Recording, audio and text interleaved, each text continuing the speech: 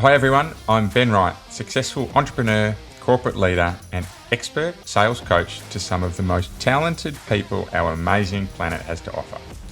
You're listening to the Stronger Sales Team podcast, where we bring together and simplify the complex world of B2B sales management to help the millions of sales managers worldwide build, motivate and keep together highly effective sales teams. Teams who grow revenue and make their businesses actual profits. Along the journey, we also provide great insights and actionable steps to managing your personal health. A happy and productive you is not only better for your teams, but everyone around you. So if you're an ambitious sales leader who wants to build the highest performing and engaged teams, Stronger Sales Teams is right where you need to be.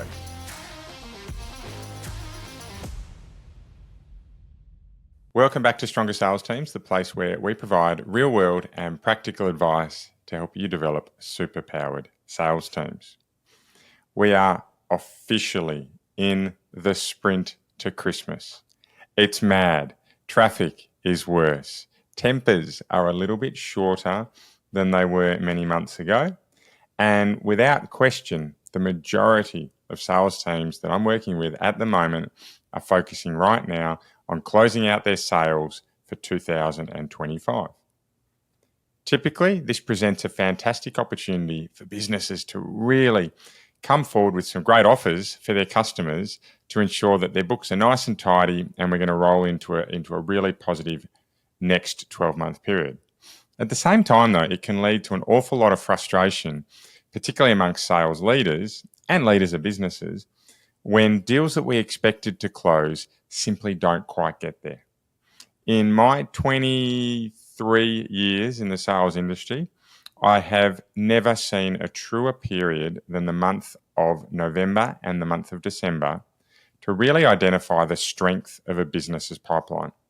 And the reason I say that is it's the time when a lot of the promises made by salespeople and by prospects, and let's be fair that the promises made by salespeople, they are often reflective of what their customers have said to them and not always embellished into perhaps glass half full types of approaches. But this really does start to test, this period of time really starts to test just how robust pipelines of a business are.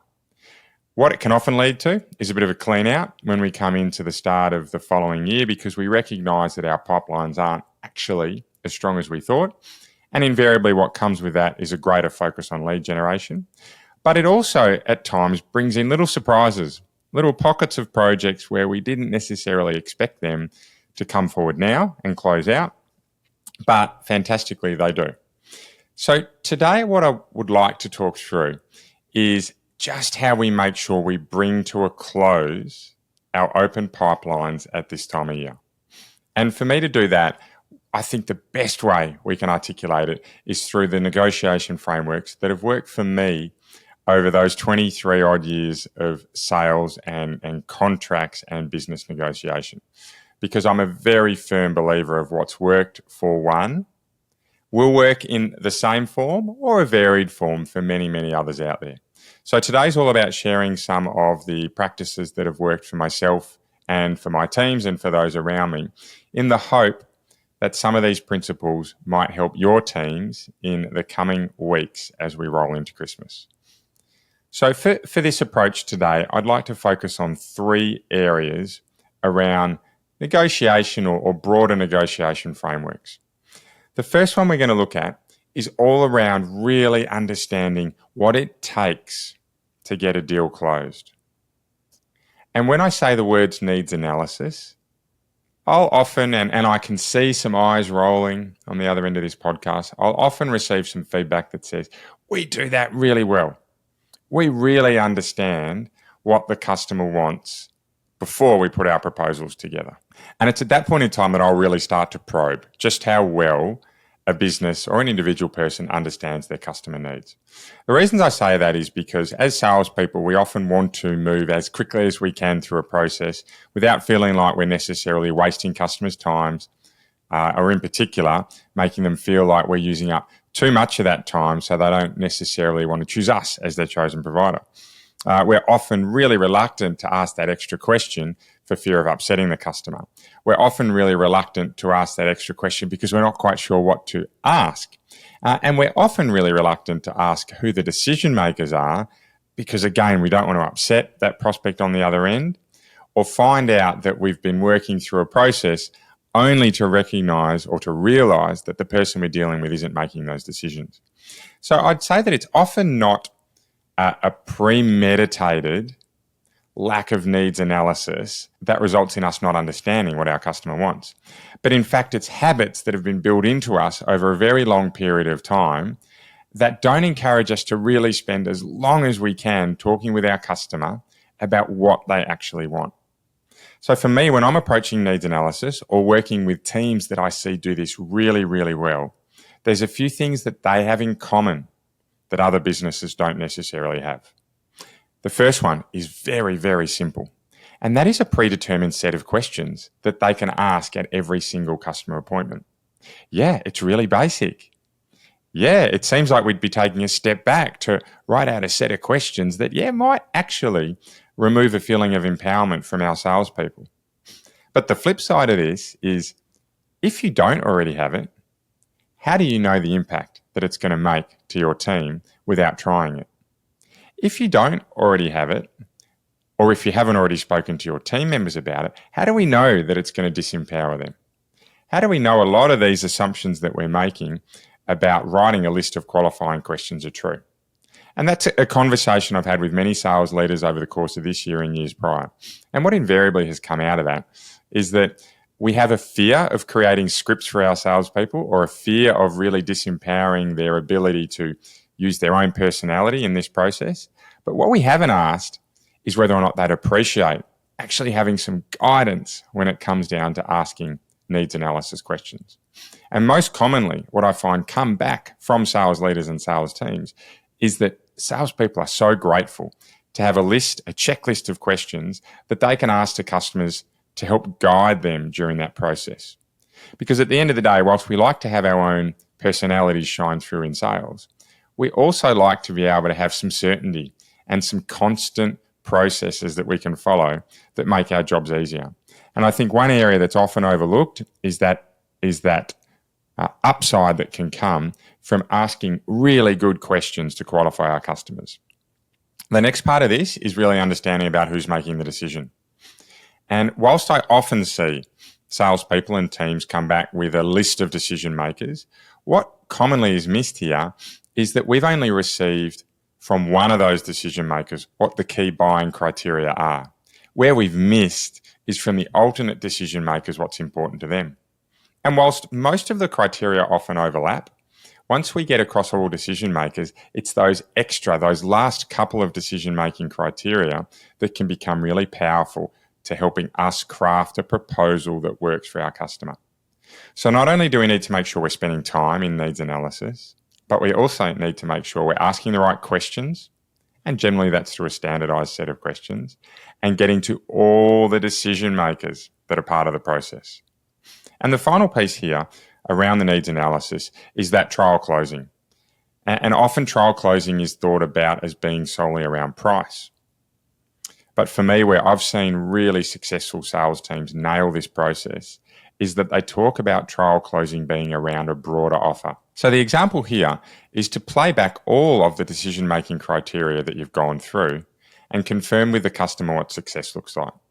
So if the decision-making criteria includes ROIs, a certain percentage payback per year, fantastic, we can confirm, Mr. Customer, if we're coming back with an ROI of 25%, so that's a payback of 4 years, is this likely to get approval through your board or senior decision makers? Fantastic. Where this can extend, though, is those other criteria that are really important. Mr. Customer, when we're talking about maintenance for your project, can I confirm that if we're to come back with a proposal that includes maintenance for the next 5 years and a warranty that supports that this is likely to tick off the risk elements of your decision with your senior leaders?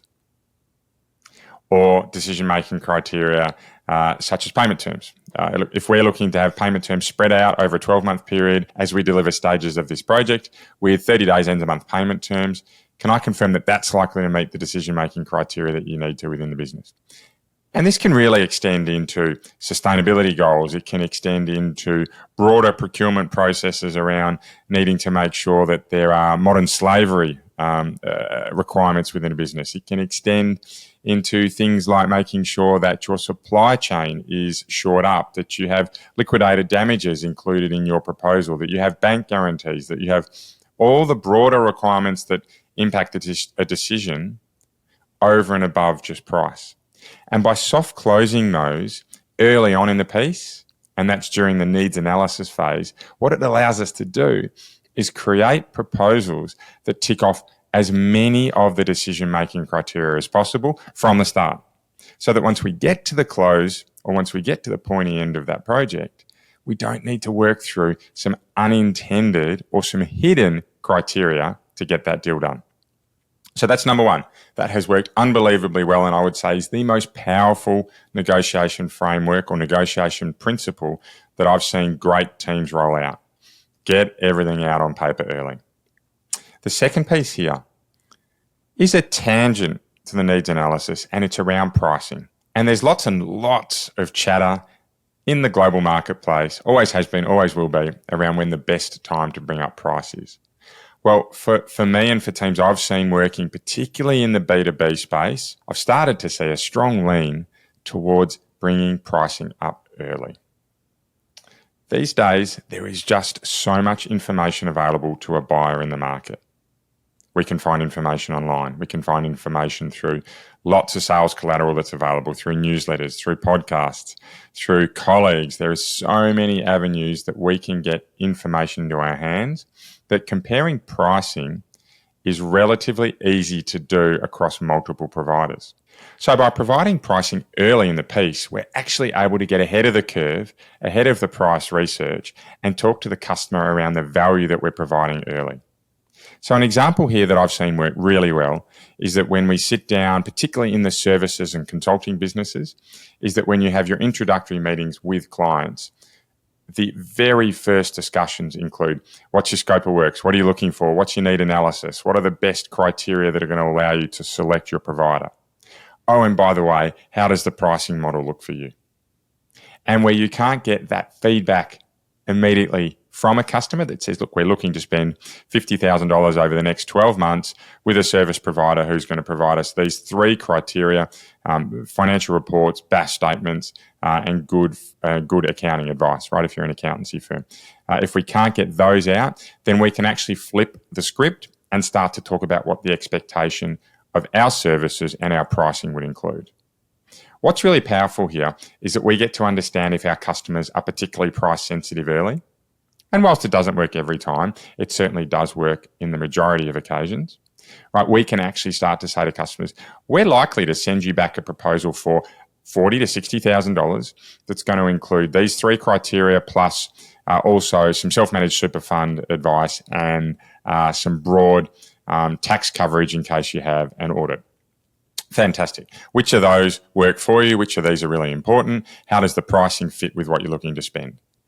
Now, that's not necessarily the negotiation on the price then and there, but what it does do is determine if your customers are in or outside of your pricing levers.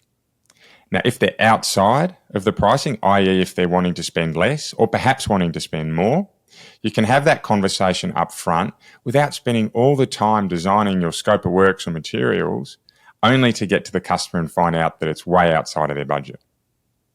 If you're outside of their pricing realm, you can also talk to them around what's missing, what's the value that's not quite right, and what you'd need to do to be regarded as a genuine pricing option for that business.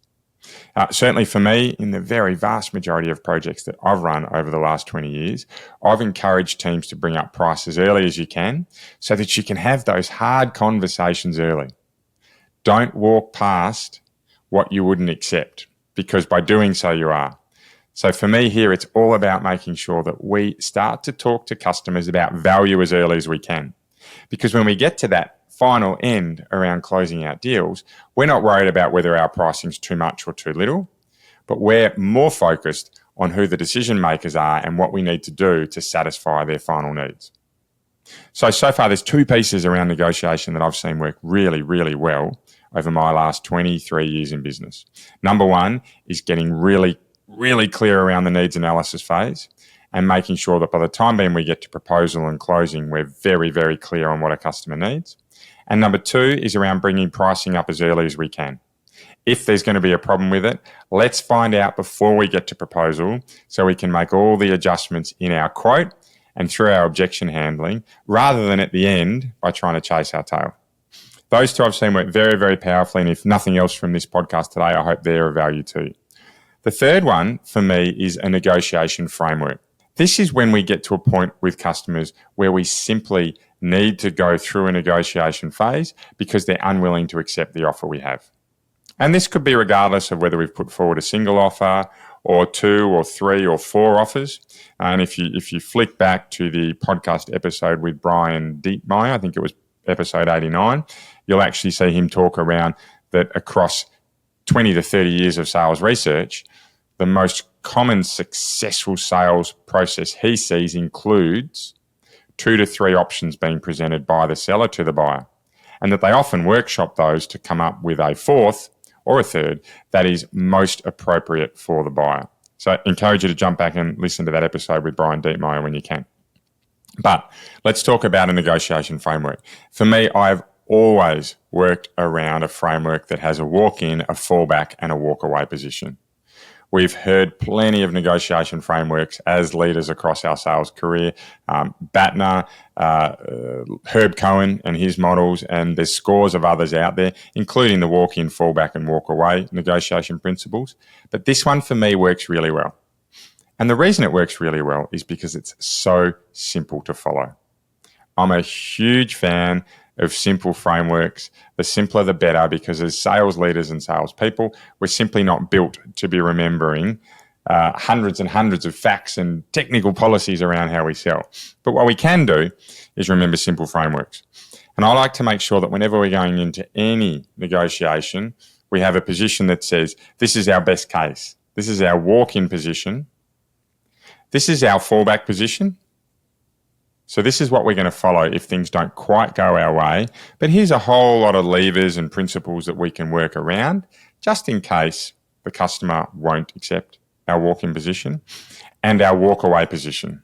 This is our very final set of numbers or T's and C's or criteria that we're prepared to agree to, failing which we couldn't, failing which we actually walk away from the deal. So let's look at that in a bit more detail. Our walk-in offer will generally include terms around price, payment terms, lengths of contract, key scope of work criteria, conditions precedent, bank guarantees, liquidated damages, service guarantees, any type of frameworks that talk around usage or guarantees to performance, for example, delivery timeframes, lead times being different to delivery timeframes in how long it actually takes to manufacture the product, meeting key regulatory criteria, promotional support, sales team support, discounting, prompt payment discounts, training requirements, coaching requirements, right? Lots and lots of things that can fall into being part of our walk-in position. Our fallback position will then take all of those variables again and start to oscillate different options. In some cases, they actually won't change from our walk-in position. We don't need to have a negotiation map that each stage has a different criteria for every single option. For example, price may not change between our walk-in and our fallback, but payment terms may. We may allow our customers slightly longer to pay, or we may provide slightly better service guarantees, or we may provide prompt pay discounts, for example. But key criteria may stay the same in our fallback, and what we're trying to do is provide more value for the quoted price. We then move into our fallback position, where typically in most negotiations I've seen, there generally tends to be some price relief here. Generally, it's where customers and suppliers will say, do you know what, let's try and find a price position that works here. But as suppliers or salespeople, we need to be really clear that this is our walk-away position, and failing to meet these key criteria, we walk away from the deal. I have seen businesses do it, particularly over the past 2 years, where they've had key criteria that if they can't be met, they walk away from. And that's based on an understanding that we simply must be profitable to run a business. And this particularly tends to occur when we have smaller businesses dealing with bigger businesses. So smaller businesses dealing with financial institutions, dealing with insurance companies, dealing with major marketing firms or really serious players in a market. It's when smaller players need to say, do you know what, we actually can't work with that, we need to walk away. And often what we see happen at the walk away position, particularly when a walk away position is implemented, so that's when a seller says to a buyer, do you know what, thank you very much for your time, but we're unable to proceed further with a deal, is the number of times I have seen buyers turn around and say, actually, we will move forward. We are prepared to accept the terms that you've provided us, is really, really substantial. And the reason being that as buyers, we are often charged with trying to get the best possible deal that we can for our company. And that is very, very fair. But once you recognise that you've pushed your seller to their final point, the point of which there's no return, that's when buyers will often go, right, I've actually got the best deal that I possibly can. So sometimes being prepared to walk away from a negotiation isn't the worst thing. And particularly at this time of year when we have timeframes around purchases. I've very consistently seen businesses who have had offers with expiry dates quite politely pull those offers from customers formally, only to see customers come back and say, hey, we'd actually like to move forward. What it does also do is if the customer doesn't come back asking to move forward, it shows that they actually weren't ready. So we can reload again. Hopefully we're not burning that opportunity. We're positioning in such a way that doesn't back ourselves into a corner. But we can reload again coming into next year and try and work through that customer proposal again. So there you have it. We have 3 negotiation principles that I see really successful teams use quite consistently to get deals done at the pointy end of the year. Number 1, all about needs analysis and making sure you spend lots and lots of time there. And you're never too late to go back there. Even if after you've presented, please feel that opportunity that you can go back and requalify, because it might just make the difference to you closing out that deal.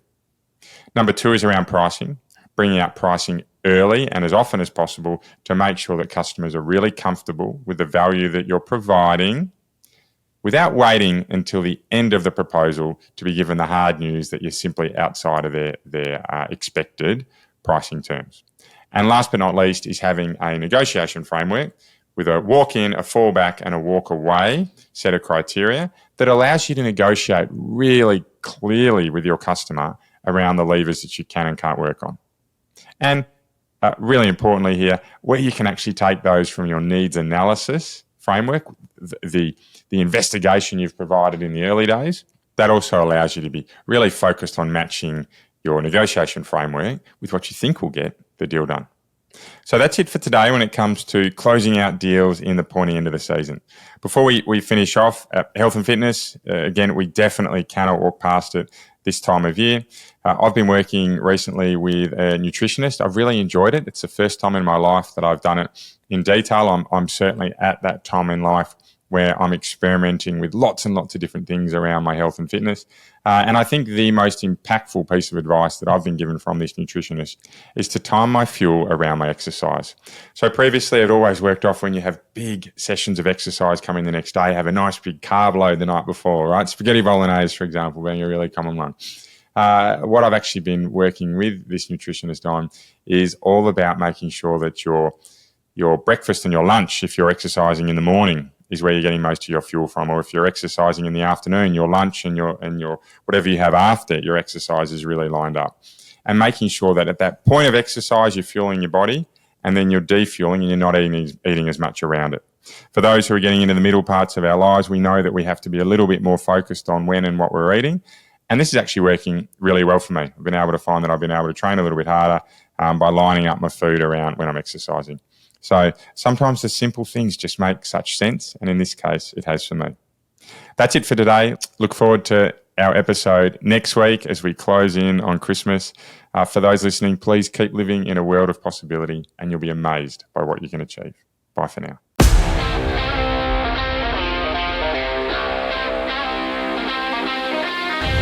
Want to be kept up to date with any of our free materials to help you build the best sales teams possible? Well, the easiest way you can do so is to follow us on your favourite social media channel. We're at Stronger Sales Teams on most of them, and if you DM us Stronger, we'll send you right back some great resources to help you build your superpowered sales team. If you'd like a little more help, please get in touch directly and book a free discovery call with me. I run a limited number of these sessions and they're free for my podcast listeners. I'd love to help you out. Until then, see you next week for another podcast of Stronger Sales Teams.